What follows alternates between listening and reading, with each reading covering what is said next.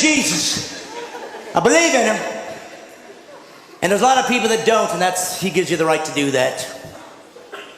But I just want you to know that faith does have purpose and value, and it can be used intellectually. And people say, yes, what's the difference? You know, the Bible's just another book. No, first off, that's wrong. The Bible's not a book. The Bible's 66 books. 40 different people wrote it. Over 1,500 years. There's never been a book like that in history. Ever. Does that make it the Word of God? No. It just means it's worth considering, because there's never been a book like this. Gives you some reason to consider it over the others. Well, how about history? For hundreds of years, archaeology has used the Old Testament and New to find buildings, to find people, to find civilizations, to find kings that didn't exist, or they didn't think they did. And suddenly the Bible said they're there, and they dug it up, and there it was. Does that make it the Word of God? No. It means it's historically accurate. Real people really existed and really wrote down what they saw. It's worth considering. And then they said, we're going to have God show up, and lots of people said that. Lots of religions say it. Don't worry, we'll prove it as a rational God would do. I will do prophecies. I will show that I'm not trapped in linear time, that I can see beyond where you are. I will give prophecies to tell you what the guy, when I show up, when God appears on earth to reveal himself, I'll show you what he's going to look like. Over 300 prophecies. And then a man showed up one day named Jesus. And he said, I'm that guy. And he fulfilled all 300 prophecies. That's impossible. People could say, well, yes, they just wrote it afterwards and filled it all in. But we know that the first Greek translation of the Old Testament was done 250 years before Jesus was born.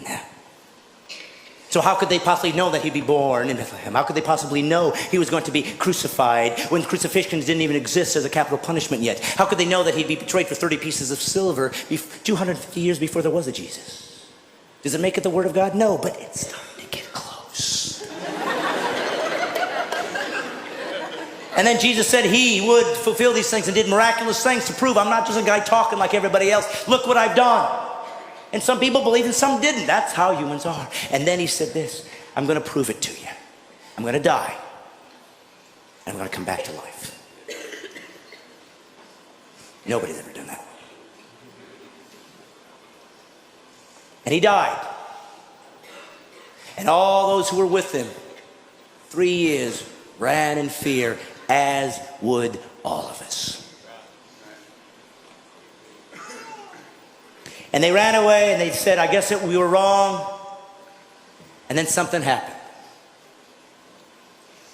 Something happened that made all of these guys come back and be willing to be martyred for this belief system, except for one. Of course, John was sent off, but everybody died a martyr's death. What was it for? Because they thought they were going to get rich? There was no riches here. There was no riches.